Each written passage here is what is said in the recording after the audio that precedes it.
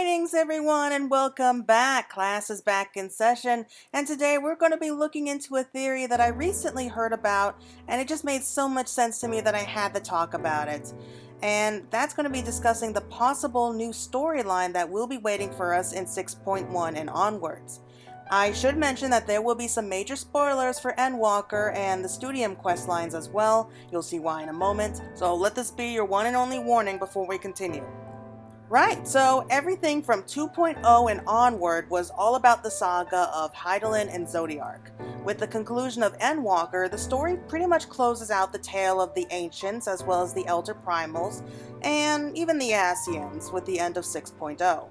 Now that 6.1 is right around the corner though, we really need to start discussing more on the theories of where we're going to be heading to next. So since we are only in 6.1, there's no way that we're going to be heading off to any kind of new continents or any kind of new worlds, at least not any kind of new zones anyway. So that's going to be all in 7.0, and I don't think that we will get a clear idea of where we're going to be going, at least not until the dev team comes out and tells us, at least until around 6.4 or 5. So probably around then, that's when we're going to actually get a much better idea of where we're going to be heading to. Until then, the dev team and Yoshi P did confirm for us that starting from 6.1 and onward is going to be a brand new storyline, one that's separated from the previous saga, and it's kind of up in the air what it's going to be about. But let me go ahead and just tell you this real quick before we get too invested in this theory. According to the dev team and Yoshi P, there is a big mystery that will be revealed within the saga of the Hydaelyn vs. Zodiark arc.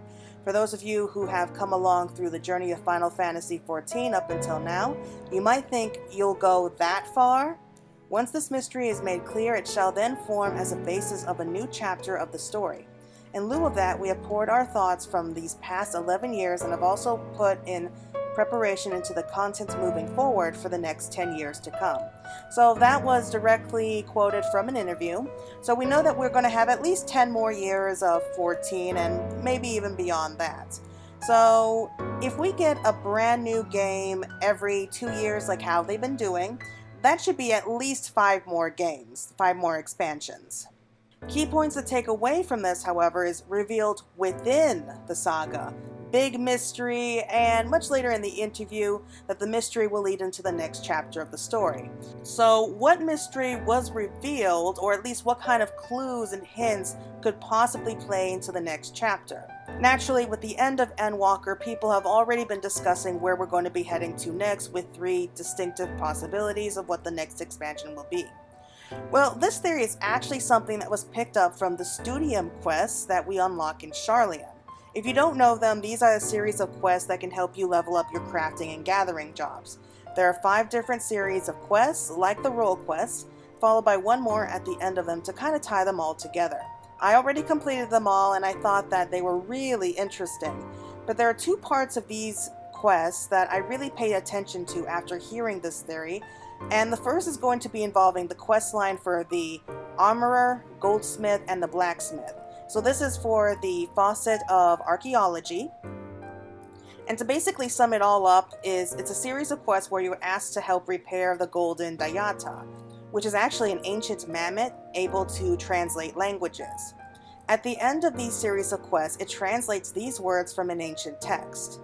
The serpent that sleeps in the deep slowly sheds its skin of old. Eventually the serpent devours its own tail and renders new flesh using its own. The pain felt will cause the earth to quake, the mountains to crumble, and the rivers to run dry. Thus 7 wedges must be driven into its back. It has been confirmed for us that the serpent is more of a metaphor for the life stream, and this was kind of stated by some of the professors that we have at the Studium, which of course the life stream is the source of all life for the people of this world.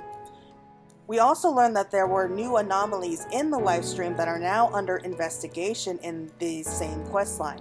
I can't help but wonder if perhaps Zodiark's destruction and the return of countless ancient souls to the life stream after his death may have some unforeseen effects in the near future. As to what these wedges they're talking about, that's a bit harder to say. But the second bit of information that I found was from the Fisher questline, and how we help a teacher with his study of fish and underwater currents in the world. It brought up about how fish from all over the world were actually suffering from bouts of ether sickness due to the ether being shifted back from the heavens to the earth below, and many types of fish were also dying because of this. One could argue that because Zodiark was reshaping or redirecting the world's ether currents to ward off the final days, some manner of negative feedback from everything suddenly snapping back to how it was supposed to be is supposed to be expected. But I can't help but wonder if there is something deeper about the world's inner workings that are not quite right. There is just one other thing that I am curious about, and it's the concept of the earth turning against itself. How a cry from the earth was never really touched upon, even though it was mentioned several times during the final days.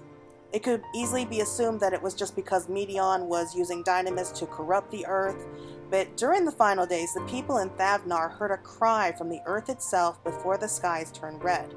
Perhaps these changes are not because of the final days, but rather the final days agitated something else that was being held back by Zodiark's tampering with the etheric flows. Now that he's gone, this serpent of the prophecy, which is what it seems more and more like, is starting to awaken.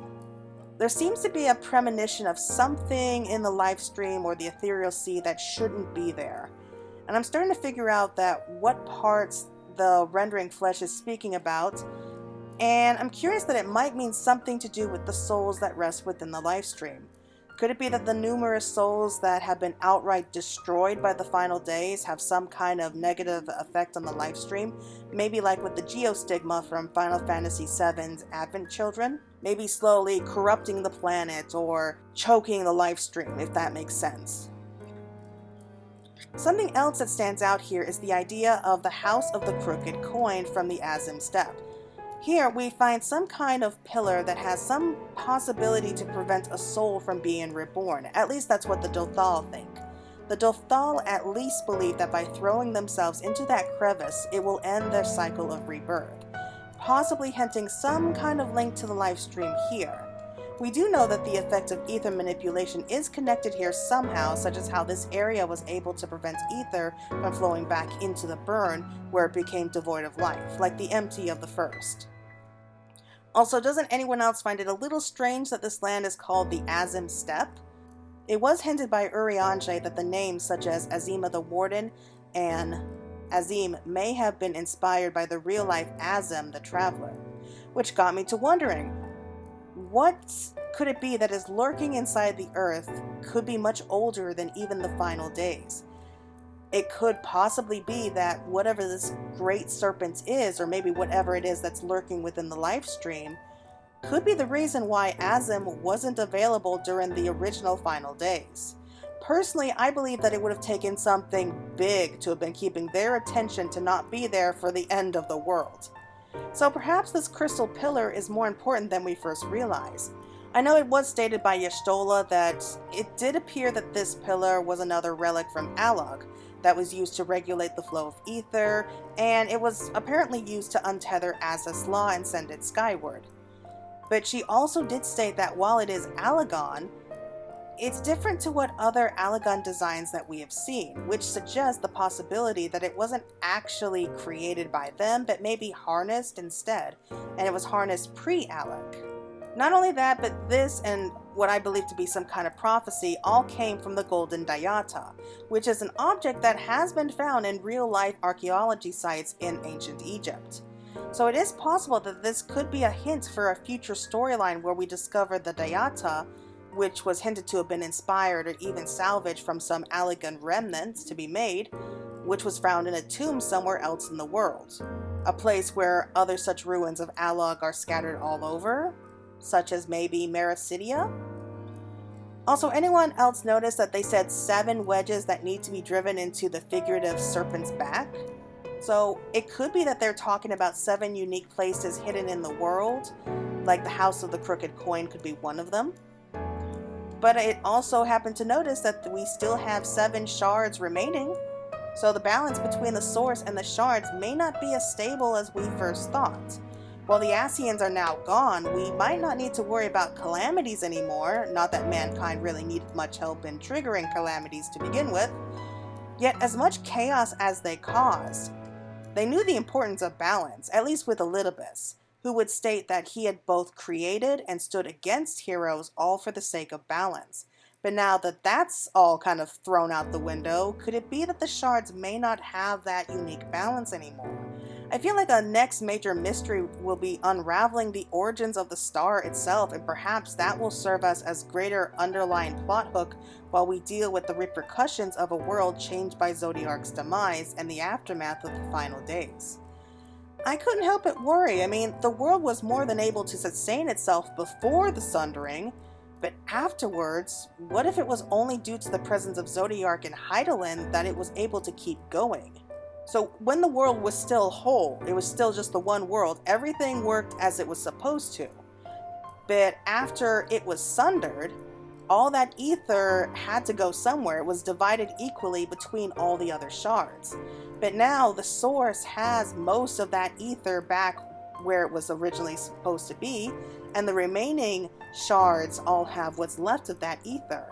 So doesn't that create a kind of imbalance there? I mean, what's going to happen now that we don't have the gods to kind of work as the scales and keep everything stabilized? With them gone, is it possible it could slowly begin to unravel? Anyway, everyone, that will be my prediction for the time being about a possible storyline for the future of Final Fantasy XIV. We just had the 6.1 trailer come out, and that's dropping some clues and hints to what we will be getting for the beginning of this new story. But we are going to have to work hard in order to surpass such an amazing story that we've had so far with Endwalker. Anyway, what do you think of my prediction? Do you think that there's any kind of merit in it? Either way, I do hope that we get to touch upon some of those subjects later on and that we will have a lot of tie-ins later. If Meracidia is indeed the next expansion, which seems to be the most popular theory right now, we will be given a chance to explore more of this mysterious continent, which we've been hearing about since A Realm Reborn, and already I can see the potential of bringing back several scions to join us in our future adventures, such as Estinian, because of all the dragons that lurk there, and of course Graha, whom will be instrumental in helping us discover any Allagan ruins. Anyway, that's all that I have to say about this particular theory for right now. And until next time, everyone, thank you so much for joining me. I hope that you're all looking forward to 6.1. It's almost here, so just a little bit longer, and I can't wait for us to get that first taste of what we can be expecting next. So until then, take care.